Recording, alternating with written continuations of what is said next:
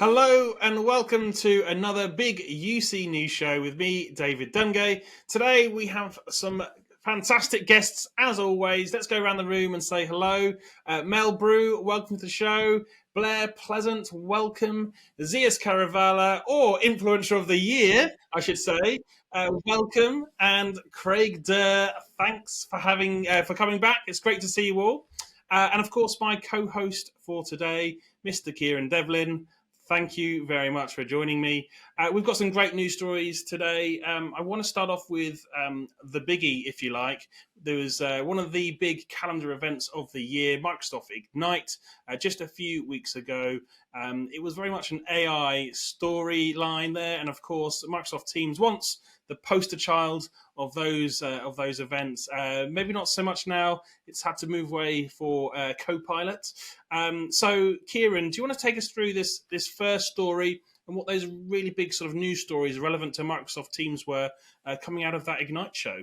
Yeah, absolutely. As you say, David, it was a Copilot and AI-dominated Ignite. There's barely a mention of Teams in the keynote, but there was still plenty of juicy news below the headline, as it were. You know, they had the general availability of the flexible working solution Microsoft Places, a really cool new voice cloning solution for real-time translation.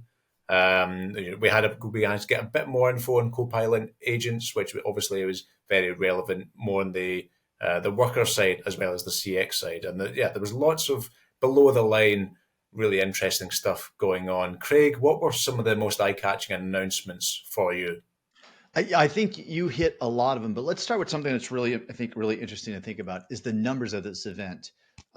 Because I think this is important. They had 14,000 people there live. They had 200,000 people register online. And I think what I saw was during the keynote, there was 90,000 people that were actually registered. So the takeaway I think is, yeah, this is a big event, and I think it's becoming sizable enough to challenge any of these big events. Now, the interesting thing though is our UC spot that we're all passionate about was there was so much going on that during that keynote, I felt like there was more golf claps because little factions of people were all interested in their little niche announcement that took place as opposed to broad things. And there were some interesting things around teams, and I think you hit those well. GA of Places caught my eye. Now, if you've been following that, Places is probably one of the worst kept secrets because they've been in beta for a while and they've been releasing their features along the way. So there's been a lot of preview of what's going on with Places. But Places is Microsoft's answer to hybrid work environment, helping to tie the physical space to their collaboration suite as well. I'm excited about that. I think it's been a long time coming. You can look at their competitive set, WebEx, Zoom, they've had it out in a while. Here's what's interesting about Places that caught my eye is their licensing model. So where Zoom and WebEx are doing more licensing around the workplace collaboration based upon physical locations or number of rooms or something like that, my understanding is that Places is tied to the Teams premium licensing. So what does that mean? End users have to have Teams premium licensing to be able to participate in the Places ecosystem, reserve rooms and things like that. And I'm still waiting for some really smart people like Tim Banting or Kevin Keeler to help kind of interpret this for me. But to me, that means does the entire organization have to have Teams premium license in order to take advantage of Places? Is that what it's being set up for? So that was something that was really interesting and caught my eye there as well. And then I think the other one I'll hone in on and then open up to the group to talk about is, well, obviously a lot of co-pilots, and now they're using the term agents, autonomous agents that operate there. There was one in our space that was announced a while ago. It was called Teams Copilot. And this was the idea of a shared Copilot that existed in meetings and recorded notes, kind of worked like a virtual executive assistant to all of us, not mine, not yours, not David's, but it worked for all of us as a team and took that. That was rebranded as a facilitator, Teams Facilitator. And that is now one of these shared resources going forward, which I think is a really powerful story because the idea that no one owns it, everyone has access to it, and it's hopefully helping on a team level facilitate some more productivity. Then again, though, my challenge is I'm unclear about the licensing model for that. How does that work? How do we license a shared agent among the 5, 6 of us? Is it an agent-wide license or what have you? So Those were a couple of things that caught my eye. They leaned also into the BYOD story. David, I think you actually spent some time talking to Barco about them as well too, and Sanjay was there as well too. And they're continuing to promote the idea that they can drive visibility into some of these rooms that don't have managed devices through their BYOD story as well too. And of course, in the Teams client, the last thing I think I'll touch base on is they reorganize things. So if you're a heavy Teams user, ZS, I know you love Teams and you dive into it every day. But they took the channel and the chat function, which were separate areas, and they kind of combined them then. I've heard people, I've talked to people said it's totally confusing and they want to revert back to an old way. But I've heard some people talk about it being more workflow centric. And now they're finding that they're using this concept of channels more than having set up individual chats among people as well too. So subject based orientation in the Teams client versus let me make sure I have all six of us added to a area. So there was a lot of good team stuff there. I think came out. It was just so broad and so big in Ignite that it was lost among hyperscalers and chips and a lot of other things too. Now, wasn't the licensing for the agent though utilization based? Yeah, wouldn't it be consumption based? That's what I was wondering. I'm unclear about it. I have yet to kind of double click on the licensing. I'm almost nervous about the licensing, trying to figure it out. Between that and the naming convention too, right? There's Copilot for SharePoint, or is it SharePoint Agent? I can't remember. There's Copilot for this and Facilitator. There's a lot of stuff. Yeah, the industry trend is definitely going toward consumption based or utilization because it makes it so much easier, and it also makes it easier for the vendors to make more money. Well, kind of. It's great for AWS and Microsoft and Google that they keep just selling cycles off their cloud. For the other pure plays though, that are used to this nice, neat per user per seat revenue model, where 95% of their revenues for the next quarter is baked going into it. I mean, there's a lot of utilization based brings in seasonality issues and things like that you didn't necessarily have. You think of schools, right? They would have almost no utilization in the summer, during the school year. Retailers between Thanksgiving and Christmas, the accounting firms, at tax time. And so I think we're going to see some kind of licensing change. Craig, I think one of the things that, that's come up with Teams too is, they've very carefully made the product kind of the means to an end. It was never like if you think they've had this plan all along of rolling all these other products out that go alongside it, Teams in some ways was the introduction to the product, but it was never the end state, right? That's gets the user locked into using that for a lot of their data. But all the other stuff they're selling now, you almost can't decouple from them because there's so much data in Teams already, right? So that became the way to draw people in and make sure they're locked into the Microsoft environment. And now all these other products are selling along with it are just different ways to monetize it. It's definitely creating a sticky model. There was something also about Copilot starting to have reason over shared content that caught my eye too. And I think it's trying to put more logic to your point.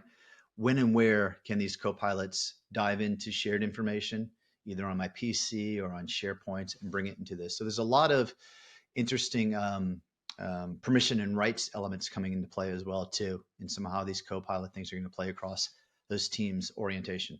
Like ZS, you may have something in a Teams chat, but you want to make sure it's not shared with me when we get on a call and I'm asking for some information, right? I think that's one of the big things that came up, Craig. You mentioned, just the naming convention and everything with all of the co-pilots, but now with all of the agentic AI, which I feel like that has to be sort of clarified because when we're talking about agents, a lot of people think contact center agents, but it's sort of like, I think we have to start looking at, is there going to be some sort of agent sprawl where these agents, agentic AI, becomes almost like another workforce that has to be managed? Yeah, I read, I know there are some companies that are already looking into like orchestrating the agents because in some cases there are going to be thousands and it's just going to be impossible to really manage them. So that's going to be a whole new category of vendors and trying to manage and orchestrate all of the agents or agentic AI agents. And when there's so many customized agents, that's actually Microsoft has their Copilot control system, which sort of, could be a step in managing this, but it really is sort of like having another workforce that has to be managed. And so, and like you said, is your agent going to come and read my chat if we do have some sort of shared resource there? So there's a bit of management that has to be done on that, and also just the naming, because the naming is starting to get confusing, not just agents, agentic AI, but also just Copilot. What's a Copilot? What's a custom Copilot? It's a lot to manage. I think there'll be a lot of IT managers out there, scratching their heads over the naming convention for sure. There was an NVIDIA, I don't know where Jensen was, but he said next year he's looking for co-pilots to turn into co-workers, where the concept that agent would actually be more like a true, like not just something you query, but actually a proactive coworker, right? So at that point in time, the name changes from Copilot just to Pilot. It's just going to be flying on its own. It's out there, and your job is to wrangle it in at that point in time. But don't lose sight. What we've been talking about too is that licensing complexity. So we're still the basic Copilot. I still think is $30 per user, prior to any type of discounts or whatever else. But I was unclear of all these different variations. For SharePoint, for example, which seems that would be a very useful one. Does everyone have to buy that secondarily as another add-on? Again, so Blair, I think you're talking about usage base, but I haven't heard transition to that as of yet. Is it going to be a la carte menu? How's this going to work? And then you get to this who has and who does not have certain copilots available to them. Yeah, it does look like they're going that way, and of course they've made Microsoft Studio sort of available as well for people to go and have a play with these things without actually incurring costs as well. So that'll be interesting to see. And to Mel's point, this gives people the ability to build a whole sort of entire workforce. Actually, one of my predictions for next year is we could see some crazy evaluations of companies, with one employee who are supported or augmented by, an army of these sort of co-pilots or agents. It's it's going to be an exciting time for sure. So should we move on to our next story of the day? Not quite as an uplifting one. This is another Avaya story. We caught wind of some fairly sizable layoffs just about a month ago or so. This is coming off the back of their GITEX show in the Middle East, which has always been traditionally a very big show for Avaya. And yeah, we've seen another round of layoffs. Kieran, take us through that story. Yeah, so it was earlier last month, as you say, David, we caught wind of some murmurings, and eventually it culminated with Avaya undergoing another round of layoffs following the significant number in the second half of 2022 and the slightly smaller number this July. Avaya told UC Today in a statement that it was continuing, quote, to align our people and investments to instill the disciplined and disproportionate focus on customers we are best positioned to serve and the innovations that are most crucial for their success, end quote. Zeus, what's your take on this difficult situation? Yeah, it's an interesting sort of ongoing situation. And first of all, one of the reasons you see so many rounds of layoffs because geographically you do have to handle things differently, right? But more than that, I think with the new leadership coming in, Patrick Dennis now running the company, he has the way he described it is he's trying to accelerate what Alan Mazurek had put in place. And so the focus now is the global 1500. And actually what he explained was that's actually more like 4,000 companies. So if you think of a brand like Unilever, right, there's a whole bunch of sub brands that sit underneath that, right? So it is about 4,000 companies. And the company isn't as concerned today about top line growth, but about profitability, right? So managing that bottom line growth, increasing revenue or increasing profitability to the point where it can actually make some money, because historically, even though it might have had a couple of quarters where it raised revenue, it didn't do that. And so the focus now is that top 1,500 or 4,000 if you want to decouple it. And if you're not aligned to that, that function doesn't need to exist. If you think of the roots of AT&T or Avaya, Kieran, it spun out of AT&T and it served literally every type of company, from a one-man company all the way up to the biggest of the big. as it started to lose some share, it continued down the path of trying to be all things to all people. And frankly, it did a pretty poor job of that.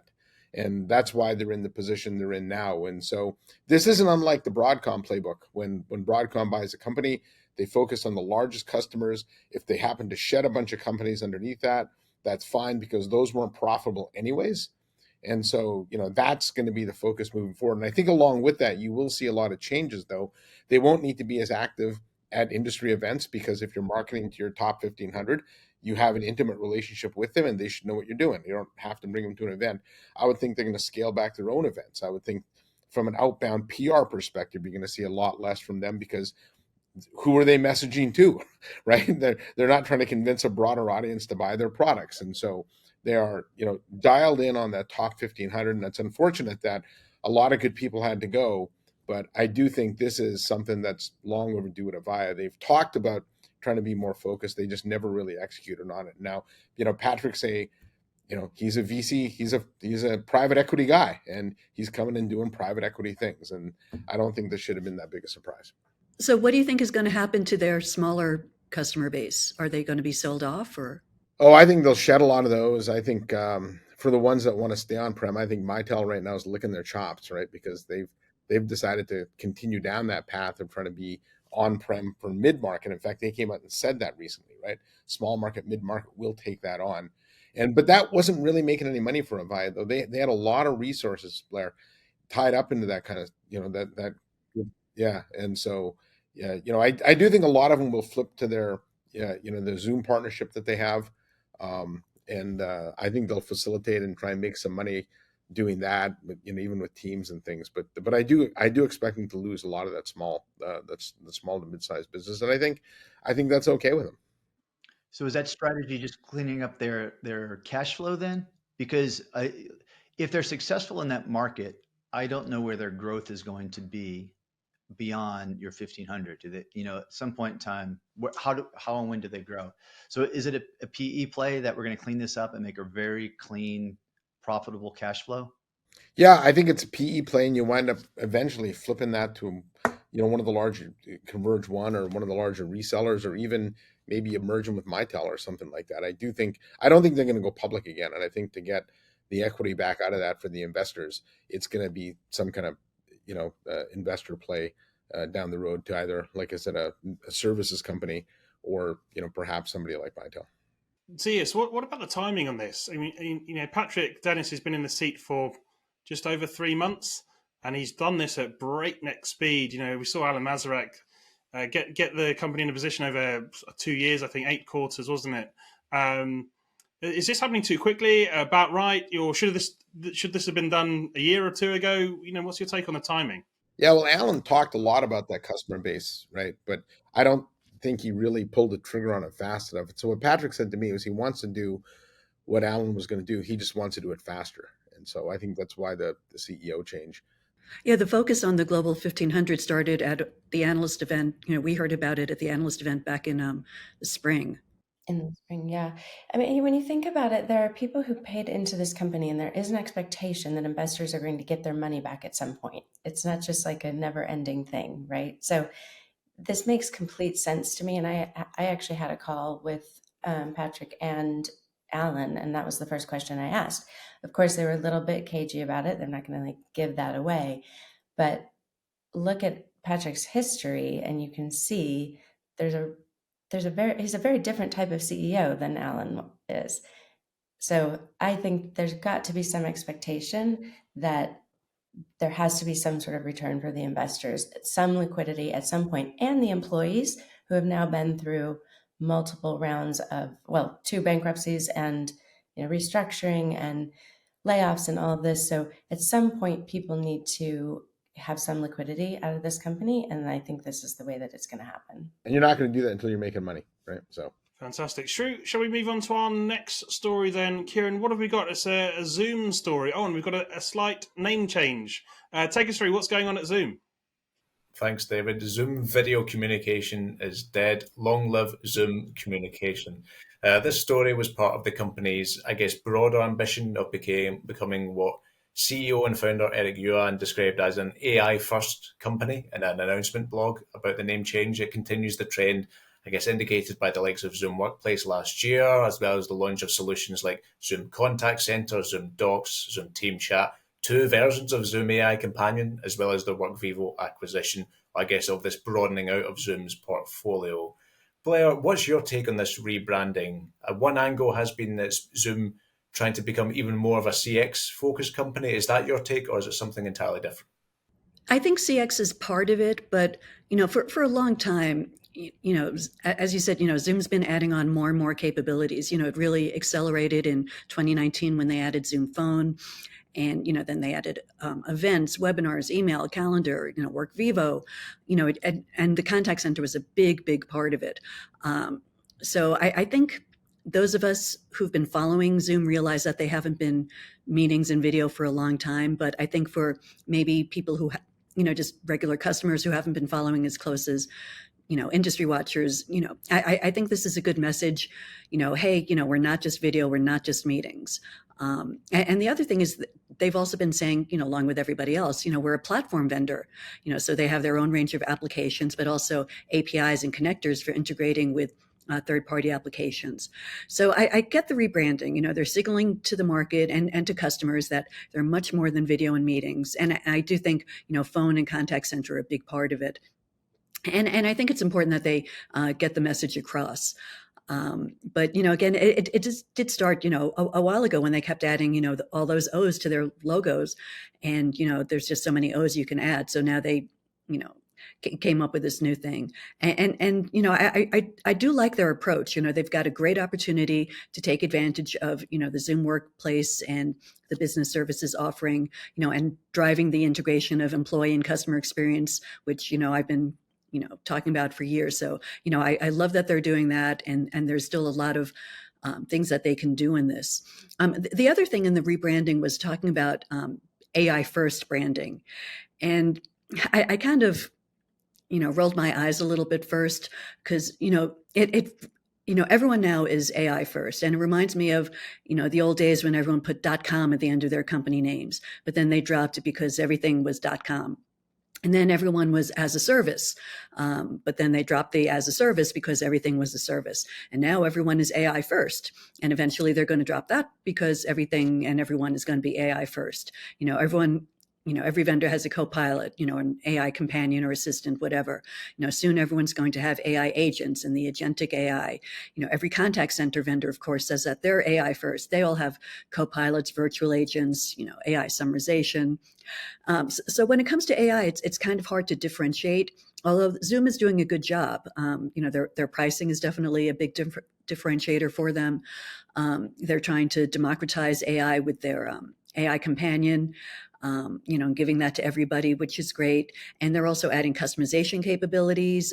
They're doing some verticals with, I think, healthcare and education, which I think is great. So they're trying to differentiate, but I think the AI first, everyone's doing AI first. So it's fine right now to say, we're AI first, but in two or 3 years, it's going to be something different, like maybe teleportation first or something. But I do think the rebranding is important. I don't know why it took them so long. Maybe because they don't have a CMO, right? And Eric still hasn't pulled the trigger on hiring one of those. I do think that keeping the video branding the blurs is kind of ways has hurt them in customer accounts. I know a lot of companies that use Zoom for video and only video.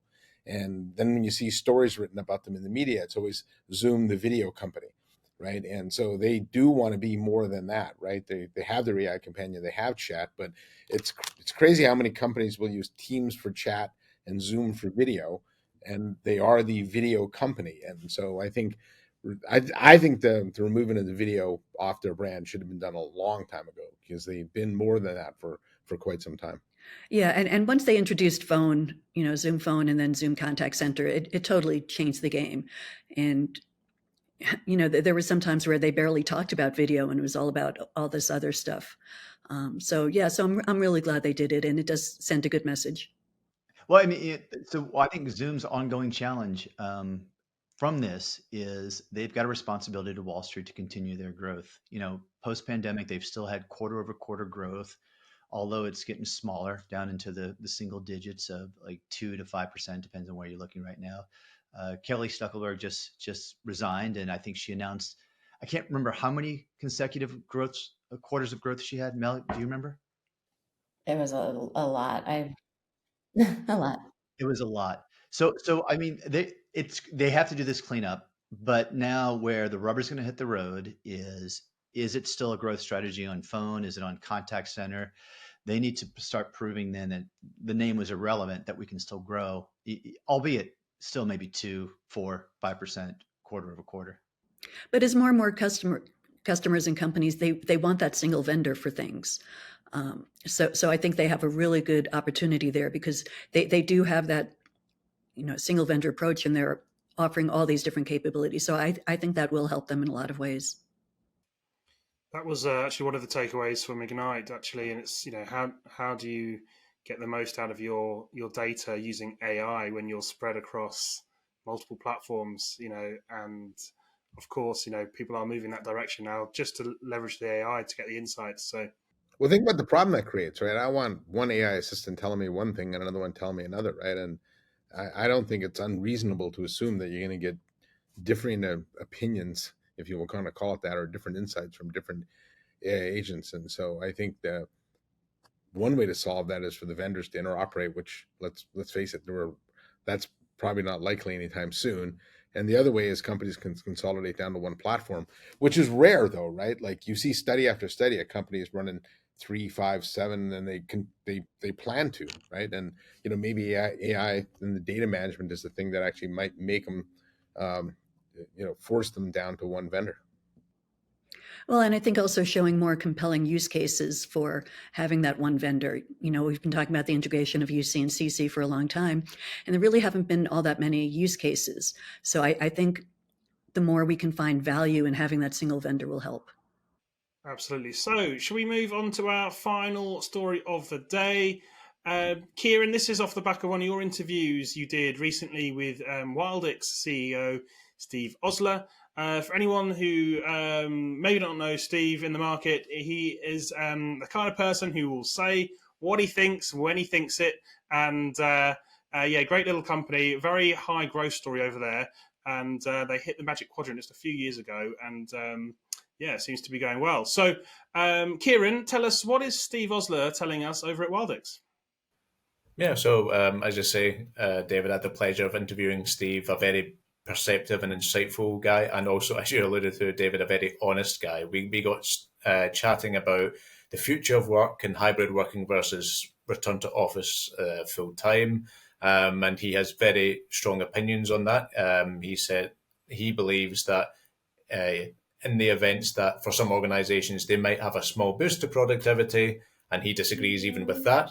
He also believes that the negative would be, in his words, it would destroy society. A big statement, but I do think there's some merit to the argument that there's serious repercussions for the work-life balance that people have really reaped the benefits of from the last few years since hybrid working and remote working have become normalized since the pandemic. And I think that's just the usual jumping off point, with the Amazon going full-time RTO, with their corporate employees and companies like Dell doing it as well, but flexible working also being listed in surveys as the most important factor in choosing a job for many, many workers now.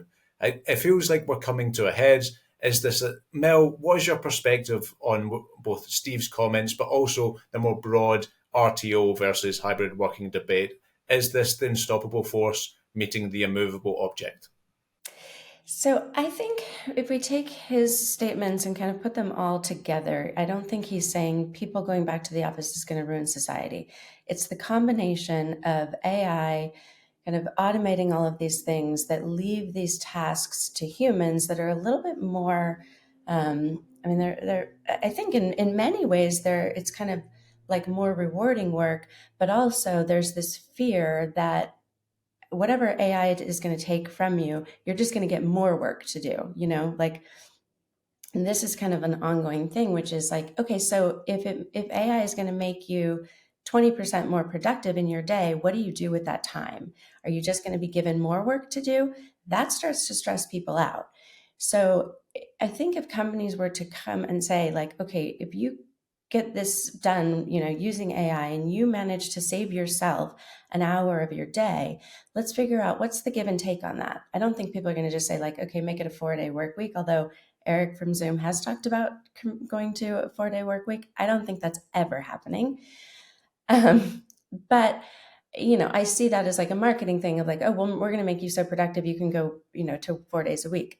I don't think that's going to happen. And there's this fear that people are going to be given more and more and more because AI can help them with the more mundane things. So I think there has to be a balance of, one, how much flexibility do people want?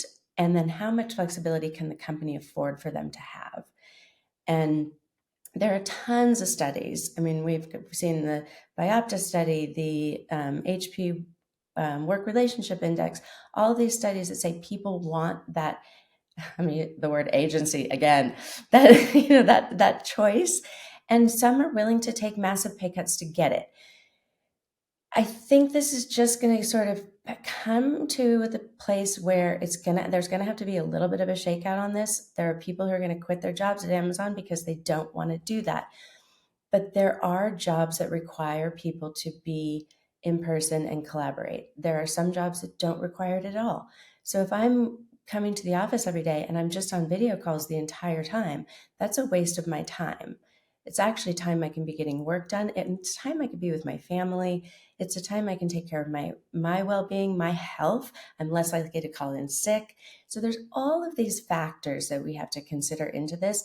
I don't think that you can say across the board, return to office is going to ruin society. I think that's a big, heavy statement. But people have to figure out what's good for them. And at where was this? Oh, this was at WebEx One. There was a panel that was the Women in Tech panel, and one of the speakers on the panel said, if that doesn't suit you and that doesn't suit your life, walk away.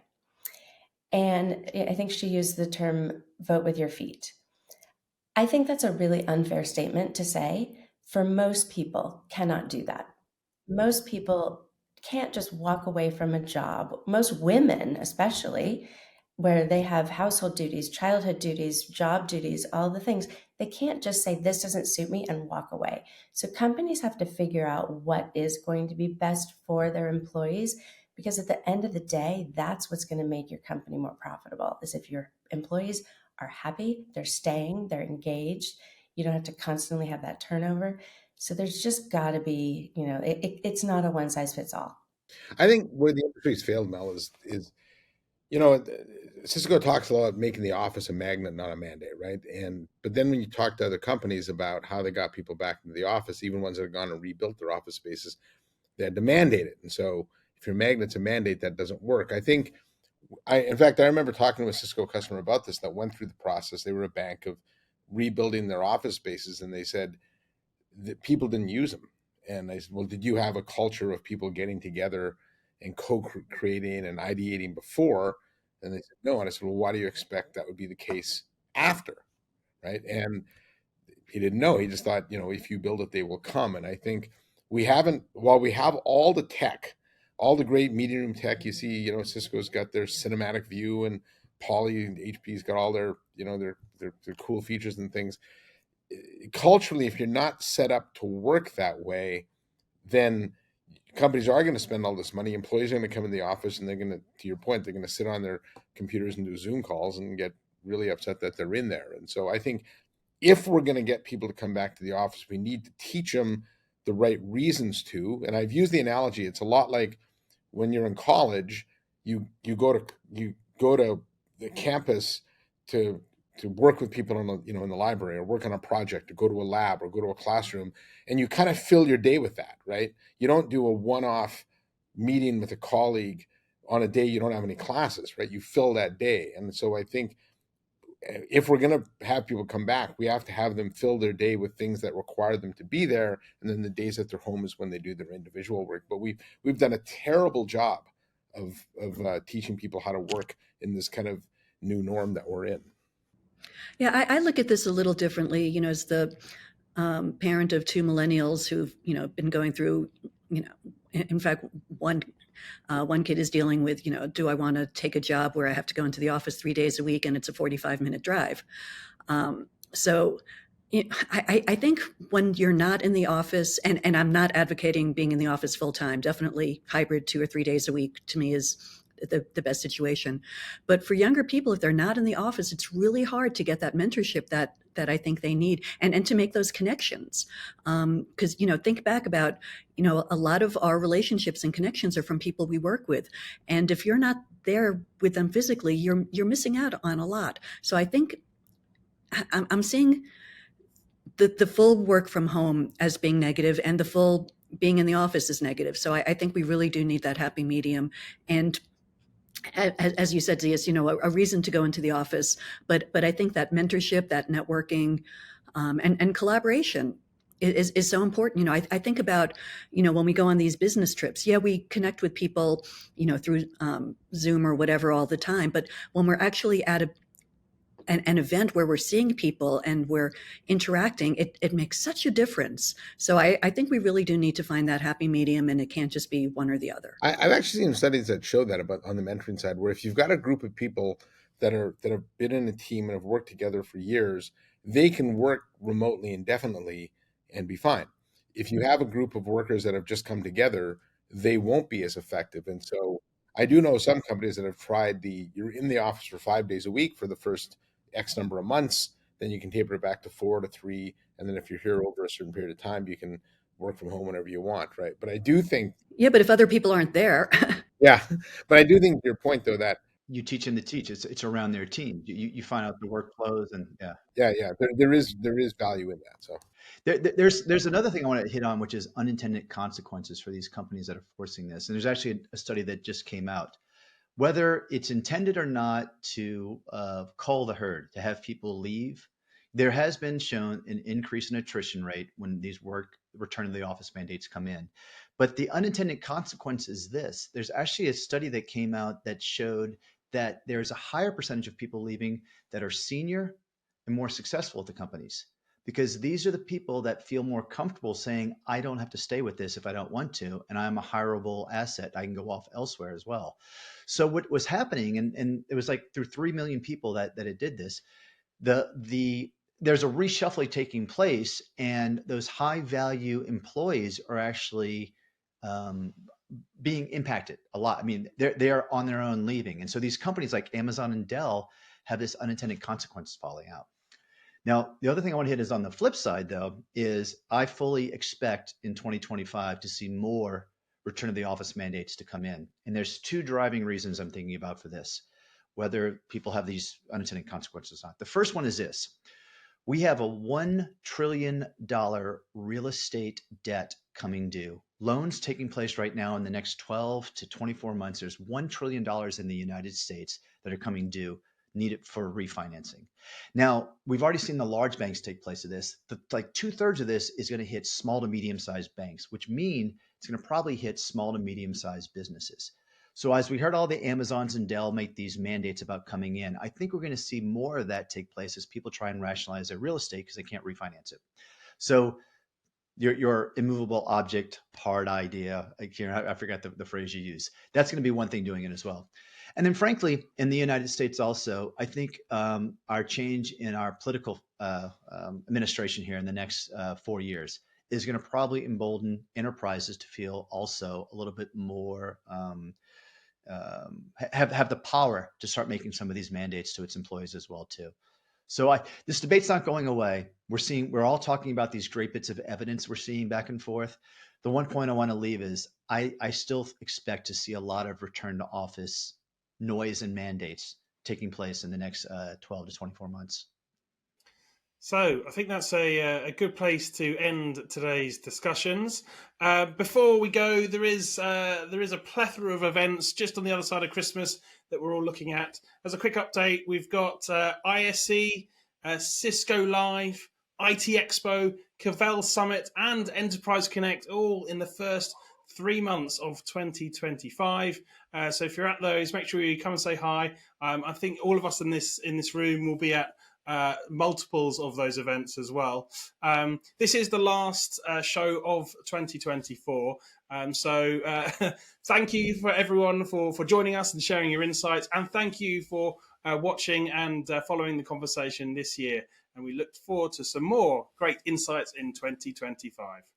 That's it for me. Thank you so much. We'll see you next time.